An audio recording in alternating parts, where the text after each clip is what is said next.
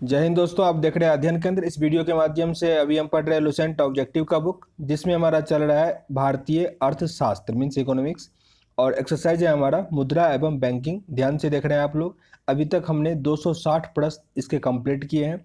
Total 314 प्रश्न है। आज संभवतः आपका ये एक्सरसाइज कंप्लीट हो जाएगा। तो आज का हमारा 261वां और आज का पहला प्रश्न है, भारत सरकार से जल्दी पेंशन पाने के लिए सेवानिवृत्त रक्षा कर्मियों के लिए निम्नलिखित में से किस सॉफ्टवेयर को आरंभ किया गया है? यह है संगम। संगम एप्लीकेशन किया गया है सेवानिवृत्त रक्षा कर्मियों के लिए। आंसर है यहाँ पे डी। पद बैंकेश्योरेंस। पद बैंकेश्योरेंस से क्या समझते हैं? ये होता है बैंक द्वारा दी जाने वाली कंपोजिट वित्तीय सेवा जिसमें बीमा उत्पाद शामिल हो। बैंक द्वारा दी जाने वाली कंपोजिट वित्तीय सेवा जिसमें बीमा उत्पाद भी शामिल हो, उसे हम कहते हैं बैंकेश्योरेंस। मतलब बैंक इंश्योरेंस का भी काम कर रहा है। आंसर है यहाँ पे सी। अगला प्रश्न है, हाल ही के रिपोर्ट के अनुसार भारतीय रुपये का मूल्य ह्रास हो रहा है, जिसका अर्थ क्या होता है? इसका अर्थ होता है कि भारतीय मूल्य का रुपया क्या हो रहा है, मीन्स रुपये का वैल्यू क्या हो रहा है, कम हो रहा है। हम लोग कहते हैं ना रुपया गिर रहा है, मतलब डॉलर का वैल्यू बढ़ रहा है। निम्नलिखित में से कौन सी संस्था भारत की एक परिसंपत्ति पुनर्निर्माण कंपनी नहीं है? इसमें से तो आपका एडा नहीं है, ये इंश्योरेंस रेगुलेटरी डेवलपमेंट अथॉरिटी है, इंश्योरेंस को रेगुलेट करता है। जबकि ये सारे संस्था जो है वो परिसंपत्ति को पुनर्निर्माण करता है। इसमें CIBII, DICGC और BCSBI, ये सब क्या करता है? परिसंपत्ति पुनर्निर्माण कंपनी है। पद बंधक से आप क्या समझते हैं? पद बंधक से आप क्या समझते हैं? उधारकर्ता द्वारा आवास ऋण के कवर के रूप में उपलब्ध अचल संपत्ति की प्रतिभूति बनाना, ये होता है बंधक। जैसे आप लोन ले रहे हो तो लोन के एवज में कुछ आपको डॉक्यूमेंट जमा करना होता है, तो वही क्या होता है? बंधक। उसको रख के आप क्या करते हो? लोन लेते हो। आगे प्रश्न है, दर जिस पर देशी मुद्रा विदेशी मुद्रा में परिवर्तित की जाती है और उसके विपरीत उसे डैश कहते हैं, उसे हम कहते हैं विनिमय दर। विनिमय दर। आंसर बनेगा ए। अपनी विदेश यात्रा के लिए US डॉलर खरीदने के लिए आपको डैश का संपर्क करना पड़ेगा, मतलब आपको किससे संपर्क करना पड़ेगा? तो ऐसी गतिविधि के लिए अधिकृत किसी भी बैंक की शाखा से। अब ऐसा नहीं कि अपने गांव के SBI की शाखा में चले जाओगे तो आपको वहाँ पे डॉलर मिल जाएगा, ऐसा नहीं होता है। जो इस प्रकार का गतिविधि करता होगा, जो बॉर्डर के आसपास होगा या जहाँ से आप प्लेन पकड़ोगे उसके आसपास जो होगा, वहाँ पे उस बैंक में आपको डॉलर मिल जाएगा। अच्छा, वर्तमान में $1 का वैल्यू कितना रुपया है, ये कमेंट बॉक्स में बताना। बैंकिंग लोकपाल, जब भी लोकपाल आया तो उसका मतलब क्या होता है कि उसको कंट्रोल करने का, मॉनिटर करने का एक कैपेसिटी आ जाता है। तो बैंकिंग लोकपाल, इससे पहले हम पढ़े हैं कि बैंकिंग लोकपाल में कितना रुपया लगता है या कुछ हो, तो वो क्या है? बिल्कुल फ्री है। और उसको कौन रेगुलेट करता है? RBI रेगुलेट करता है। आगे प्रश्न है, बैंकिंग लोकपाल है तो ग्राहकों की शिकायत का प्रावधान करता है। ग्राहकों की शिकायत का प्रावधान कर, याद रखना ये बिल्कुल फ्री है। आर्थिक नीति की शक्ति के रूप में मौद्रिक नीति डैश द्वारा एडमिनिस्टर की जाती है, मतलब मौद्रिक नीति को मॉनिटर कौन करता है? आंसर क्या बनेगा? Reserve bank. मौद्रिक नीति को मॉनिटर कौन करेगा? Reserve bank of India. धन शोधन का अर्थ क्या होता है? धन शोधन का अर्थ क्या होता है? वैध स्रोत से प्राप्त हुई प्रतीत कराने के लिए अवैध रूप से धन से परिवर्तित करने की प्रक्रिया। वैध स्रोत से प्राप्त हुई प्रतीत कराने के लिए अवैध रूप से प्राप्त की गई धन की प्रतिक्रिया, मतलब ब्लैक मनी को व्हाइट मनी में कन्वर्ट करने की प्रोसेस को हम कहेंगे धन शोधन। बचत बैंक खाता किसके द्वारा खोला जाता है? बचत बैंक खाता किसके द्वारा खोला जाएगा? तो सिंपल आदमी खोलता है, व्यक्ति द्वारा बचत बैंक खोला जाता है। इसमें दो आता है, ये हो गया सेविंग खाता, मतलब बचत बैंक खाता मीन सेविंग अकाउंट। एक होता है ओपन अकाउंट, मतलब चालू खाता, वो खोलता है बिजनेसमैन, व्यापारी, ठीक है ना। ये सब जो है विनिर्माण कारोबारी, मीन्स जो आज क्या करेगा, सुबह में ₹1,00,000 डालेगा, शाम में निकाल भी लेगा, तो वो होता है चालू खाता। हम लोगों का होता है सेविंग खाता, कि ₹2,000 अकाउंट में डाल दिए कुछ ना कुछ हमको टैक्स भी मिलता रहेगा अगर हमने 6 महीने तक जमा रख दिया तो। पर याद रखना चालू खाता में कोई आपको सेविंग टैक्स नहीं मिलेगा, दोनों में बस यही डिफरेंस होता है। और निकालने के लिए आप सेविंग में भी निकाल सकते हो, पर उसका कुछ क्या होता है, मिनिमम क्राइटेरिया होता है, इतना रुपया आपको रखना ही पड़ेगा। कुछ कुछ जीरो अकाउंट से भी खुलता है सेविंग अकाउंट, तो इसीलिए मैं मिनिमम बैलेंस की बात नहीं करूँगा। बस याद रखना कि चालू अकाउंट जो होता है, ओपन अकाउंट, उसमें बैंक आपको जो आप रुपया जमा कर रहे हैं उस पर आपको टैक्स नहीं देगी। लेकिन सेविंग बैंक में क्या होगा, सेविंग अकाउंट में क्या होगा, बैंक आपको उस पर टैक्स देगा। हालांकि वो बहुत कम होता है, 4% या 5% है, पर आपको वो देगा। आगे प्रश्न 272 नंबर, गतावधि चेक क्या होता है? गतावधि चेक क्या होता है? चेक जिसके जारी होने की तिथि से 6 महीना पूरे हो गए हो, 6 महीने के बाद उस चेक को क्या कहा जाएगा? गतावधि चेक। अच्छा, चेक पे अगर डेट आपने फिल कर दिया है तो उसकी वैलिडिटी कितने दिन तक रहेगी? अगले 3 माह तक, 3 माह तक रहेगा, याद रखना इस चीज़ को, 3 माह तक। निम्नलिखित में से कौन भारत में शेयर बाजार के कार्य को नियंत्रित करता है? शेयर बाजार को कौन करता है? सेबी करता है, सेबी करता है। आंसर क्या बनेगा? Option number B. निम्नलिखित में से किस कार्ड में बैंक को उच्च ऋण जोखिम है? तो क्रेडिट कार्ड में। क्रेडिट कार्ड में क्या होता है कि जैसे मान लो आपके अकाउंट में पैसा नहीं है, पर आपके क्रेडिट पे बैंक आपको कुछ पैसा इशू करने का कैपेसिटी रखता है, जैसे 20,000, 25,000, किसी का लाख, 10 लाख ऐसा होता है। तो उसके लिए आपको बहुत सारे डॉक्यूमेंट नहीं जमा करने होते हैं। वो होता है कि आपके बैंक में कितने का टर्न ओवर हो रहा है पर महीने या पर साल, कितने का टर्न ओवर हो रहा है, उसके हिसाब से आपका क्रेडिट कार्ड बनता है। लेकिन उसमें कोई डॉक्यूमेंट जैसे होता है ना, बंधक, लोन लेने टाइम बंधक होता है, ऐसा कुछ नहीं होता है। ये क्या होता है? उच्च ऋण जोखिम होता है। आगे, निम्नलिखित में से कौन सा एक क्रेडिट कार्ड एसोसिएशन है? इसमें से कौन सा एक क्रेडिट कार्ड एसोसिएशन है? तो city bank cards, city bank cards. Bharat में खुदरा ऋण का सर्वाधिक प्रतिशत किसका है? भारत में खुदरा ऋण का सर्वाधिक प्रतिशत है आवास ऋण का, होम लोन। आंसर है बी। निम्नलिखित में से कौन सी एक इलेक्ट्रॉनिक बैंकिंग डिलीवरी चैनल नहीं है? इलेक्ट्रॉनिक बैंकिंग डिलीवरी चैनल नहीं है तो मोबाइल बैंक। मोबाइल बैंक, जो कि मोबाइल बैंकिंग, डेली बैंकिंग और इंटरनेट बैंकिंग, ये सब क्या है? डिलीवरी चैनल है, इलेक्ट्रॉनिक बैंकिंग डिलीवरी चैनल है, जबकि मोबाइल बैन ऐसा कुछ नहीं है। आंसर यहाँ पे ए बनता है आपका। निम्नलिखित में से क्या वाणिज्यिक बैंकों के लिए निधियों का स्रोत नहीं है? निधि मतलब इनकम का, ठीक ना, इनकम का स्रोत इसमें से कौन सा नहीं है? तो आरबीआई के पास जो नगद आरक्षित होता है, मतलब सीआरआर जो रखता है, उस पे कोई इनकम नहीं होता है। वो होता है आपका बैंक खोलने के लिए आपको कुछ परसेंटेज आरबीआई के पास रखना पड़ता है, तो उससे बैंक को कुछ इनकम नहीं मिलता है। पर पूंजी से, मांग मुद्रा बाजार से या आरबीआई से उधार से, इस सब से क्या होता है? कुछ इनकम होता है। चाहे अब जरूरी नहीं बैंक का ही, जैसे आरबीआई से उधार लेगा तो आरबीआई का इनकम होगा, आरबीआई में पैसा जमा करेगा तो फिर बैंक को इनकम होगा। तो ये अलग अलग है। पर आरबीआई के पास जो सीआरआर होता है, नकदी कैश रिजर्व रेशियो, उस पर कोई इनकम नहीं मिलता है। आगे प्रश्न है, सेंट्रल बैंक। सेंट्रल बैंक का जब भी नाम हो तो एक हमारे देश में सेंट्रल बैंक भी है, पर सेंट्रल बैंक एक होता है, देखो, central bank of India, English में मतलब ये लिखा रहेगा सेंट्रल बैंक ऑफ इंडिया, तो वो आपका सेंट्रल बैंक अलग है। पर अगर ये प्रश्न में आ जाए कि सेंट्रल बैंक इन इंडिया, तब कौन सा हो जाएगा आपका? Reserve bank of India. फिर से समझो, रिजर्व बैंक का ही दूसरा नाम क्या है? Central bank in India. पर सेंट्रल बैंक ऑफ इंडिया हो जाए तो वो अलग बैंक है, ठीक। तो यहाँ पे सेंट्रल बैंक है, मीन्स केंद्रीय बैंक, रिजर्व बैंक की बात की जा रही है कि परिणात्मक उधार नियंत्रण उपाय में निम्नलिखित में से क्या शामिल नहीं है? तो नैतिक दबाव नहीं शामिल है, जबकि बैंक दर नीति, नकदी रिजर्व अनुपात और खुला बाजार प्रचलन, ये सब कौन मीन्स रेगुलेट करता है? तो आरबीआई करता है।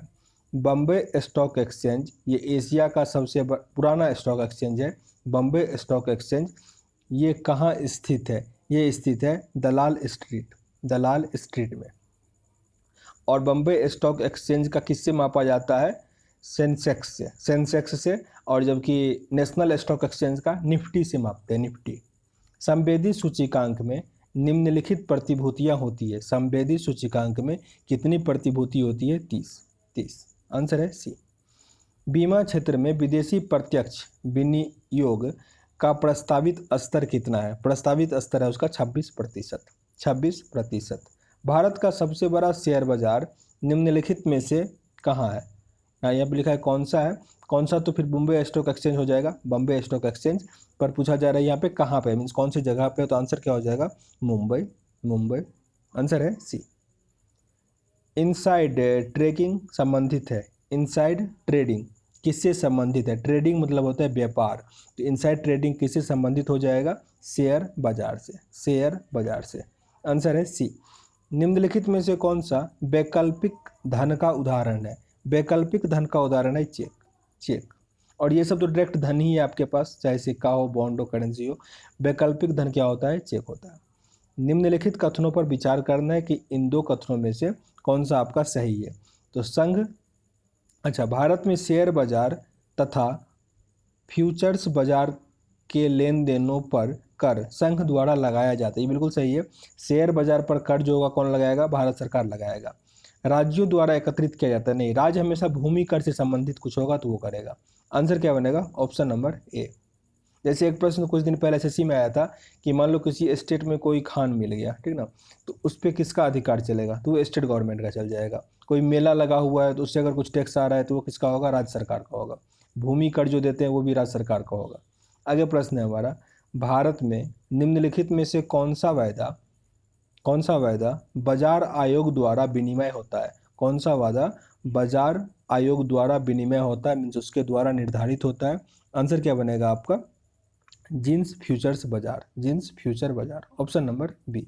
निम्नलिखित में से कौन, निम्नलिखित में से कौन सा किसी वैश्विक शेयर बाजार का संवेदिक सूचकांक नहीं है, इसमें से कौन सा सूचकांक, सूचकांक होता है, जैसे मैंने कहा, क्या कहा कि बॉम्बे स्टॉक एक्सचेंज का क्या है, सेंसेक्स है, ये नेशनल स्टॉक एक्सचेंज का क्या है, निफ्टी है। तो उसी तरह ये सब क्या है, किसी किसी का मतलब दूसरे देश का ये सूचकांक है। जबकि सेबी क्या है, ये एक रेगुलेटिंग बॉडी है, रेगुलेटिंग बॉडी है। बड़ी संख्या में एटीएम होने के बावजूद अब भी लोग बैंक की शाखाओं में जाते हैं, इस मसले का कारण निम्नलिखित में से क्या हो सकता है। यह जमा राशियां नहीं स्वीकारता हो, यह भी हो सकता है। इसकी नकदी वितरण क्षमता सीमित हो, मीन्स एटीएम की बात की जा रही है। मानवीय संपर्क का अभाव हो, ये तीनों कथन यहाँ पे एटीएम के लिए सही हो रहा है। तो ऑप्शन नंबर क्या हो जाएगा, डी। आंसर सही है, तीनों सही है। मान लीजिए भारतीय रिजर्व बैंक बैंक दर को 1% घटा देता है, तो इसका प्रभाव क्या पड़ेगा, बैंक दर को अगर 1% घटा देगा तो बाजार में क्या होगा, अधिक नकदी आ जाएगा, लोग बैंक में पैसा जमा करना बंद कर देंगे, ठीक ना। क्योंकि एट फर्स्ट तो इनकम कम हो जा रहा है, जैसे आप बैंक में पैसा कब जमा करोगे, जब आपका क्या होगा, इनकम अधिक आए। पर बैंक रेट में क्या होता है कि अगर बैंक दर कम हो रहा है तो लोन आपका क्या हो जा रहा है, सस्ता मिल जा रहा है, तो मार्केट में क्या होगा, लोन आदमी अधिक लेगा, जिससे क्या होगा, मार्केट में पैसा आ जाएगा। पर एक चीज़ याद रखना, जब महंगाई आ जाएगा, महंगाई चलेगा, इन्फ्लेशन आ गया होगा, तब क्या करेगा, बैंक रेट को हमेशा बढ़ा देगा। इन्फ्लेशन आएगा तो बैंक रेट को बढ़ा देगा, ताकि लोग क्या करेगा, बैंक से लोन नहीं लेगा, बैंक में पैसा जमा करेगा, जिससे मार्केट से लिक्विडिटी क्या होगा, खत्म हो जाएगा। आगे प्रश्न है 291 नंबर, बैंक की जो राशियां, सॉरी, बैंक की जो शाखाएं सीधे विदेशी मुद्रा विनिमय कारोबार कर सकती है, उन्हें विदेशी मुद्रा के डैश कहा जाता है, उन्हें विदेशी मुद्रा का क्या कहा जाता है, अधिकृत डीलर, अधिकृत डीलर। आंसर क्या है, ऑप्शन नंबर ए। निम्न आय समूह को दिए गए अत्यल्प राशियों के ऋण डैश कहलाते हैं।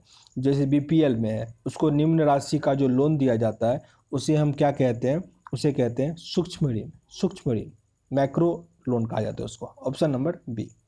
आरक्षित निधि अनुपात, CRR, कैश रिजर्व रेशियो, और SLR, statutory liquidity ratio, means संविधिक चल निधि अनुपात, इन पदों का अत्यधिक करीबी से संबंध निम्नलिखित में से किस उद्योग बाजार पर पड़ता है, बैंकिंग उद्योग पर। ये किससे है, बैंकिंग उद्योग से। दलाल स्ट्रीट कहाँ स्थित है, मुंबई, जिसमें बॉम्बे स्टॉक एक्सचेंज है, वो ये दलाल स्ट्रीट। भारत में वर्तमान मुद्रा प्रणाली का प्रबंधकर्ता कौन है, मुद्रा प्रणाली का प्रबंधकर्ता हमेशा से कौन रहेगा, रिजर्व बैंक ऑफ इंडिया, भारतीय रिजर्व बैंक, भारतीय रिजर्व बैंक। यहाँ ऑप्शन नंबर डी में भी वही है, पर आंसर भारतीय रिजर्व बैंक, दोनों में से कुछ भी कर सकते हो आप। भारत में बैंकों का पहली बार राष्ट्रीयकरण कब हुआ था, बैंकों का पहली बार राष्ट्रीयकरण कब हुआ था, 1969 में, 1969 में 14 बैंकों का राष्ट्रीयकरण एक साथ ही हुआ था। 14 बैंकों का राष्ट्रीयकरण एक साथ ही हुआ था। उस टाइम में कौन थी? इंदिरा गांधी प्राइम मिनिस्टर थी। बैंकों की निम्नलिखित में से कौन सी सेवा विशेषतः छात्रों की सहायता के लिए तैयार की जाती है? छात्रों की सहायता के लिए तैयार किया जाता है शिक्षा ऋण, एजुकेशन ऋण, एजुकेशन ऋण, लोन। निम्नलिखित में से किस पद का संबंध आरबीआई के कार्य से नहीं है? निम्नलिखित में से कौन सा कार्य आरबीआई का इसमें से कौन सा कार्य नहीं होगा? तो खुला बाजार परिचालन, ओपन मार्केट का जो होगा वो इसका काम नहीं होगा। जबकि सीआरआर, ये एसएलआर जिसको बोलते हैं, सेंसेक्स, ये सब क्या होता है? आरबीआई के अधीन आता है। कौन सा बैंक कृषि और ग्रामीण वित्त की आवश्यकताओं तक सीमित है? कौन सा बैंक कृषि और ग्रामीण वित्त तक सीमित है? तो नाबार्ड। नाबार्ड ये एग्रीकल्चर के लिए ही है। आंसर क्या बनेगा? Option number D. निम्नलिखित में से कौन सी समिति बैंकिंग क्षेत्र में सुधार से संबंधित है? बैंकिंग क्षेत्र में सुधार से संबंधित है एलसी गुप्ता समिति। भारत में मौद्रिक नीति किसके द्वारा बनाई और लागू की जाती है? भारत में मौद्रिक नीति किसके द्वारा बनाई और लागू की जाती है? भारतीय रिजर्व बैंक। भारतीय रिजर्व बैंक। भारत में विदेशी विनिमय संचय की रखरखाव किसके द्वारा किया जाता है? इसका रखरखाव भी कौन करेगा? भारतीय रिजर्व बैंक। भारतीय रिजर्व बैंक। भारत में शुरू की गई स्वाभिमान योजना किससे संबंधित है? ग्रामीण बैंकिंग से। ग्रामीण बैंकिंग से। निम्नलिखित में से कौन सा भारत में मुद्रास्फीति के प्रकलन का सबसे प्राचीनतम, सबसे मतलब फेमस मापन है? वो होता है थोक मूल्य सूचकांक। थोक मूल्य सूचकांक। ये प्रश्न बहुत बार रिपीटेड है, पूछा भी जाता है बहुत बार। इन्फ्लेशन को किससे मापते हैं? थोक मूल्य सूचकांक से। थोक मूल्य सूचकांक से। 2000 रुपये के भारतीय नोट पर छपा मंगलयान क्या दर्शाता है? ये दर्शाता है कि अंतरिक्ष में भारत का पहला कदम या पहला उद्यम। इसमें से कौन सा भारत सरकार का मुख्य बैंकर है? भारत सरकार का मुख्य बैंकर कौन सा हो जाएगा? Reserve bank of India. Reserve bank of India. Bharat सरकार ने नोटबंदी की घोषणा कब की थी? भारत सरकार ने नोटबंदी की घोषणा 8 नवंबर 2016 को रात के 8 बजे किया था। सबको याद होगा ये। आधार आधारित लेन देन के लिए आंख की पुतली के स्कैन प्रमाणीकरण की सुविधा पेश करने वाला भारत का पहला बैंक कौन सा? मतलब आंख का स्कैन आधार के साथ करने वाला कौन सा बैंक है? ये बैंक है एक्सिस बैंक। Axis bank.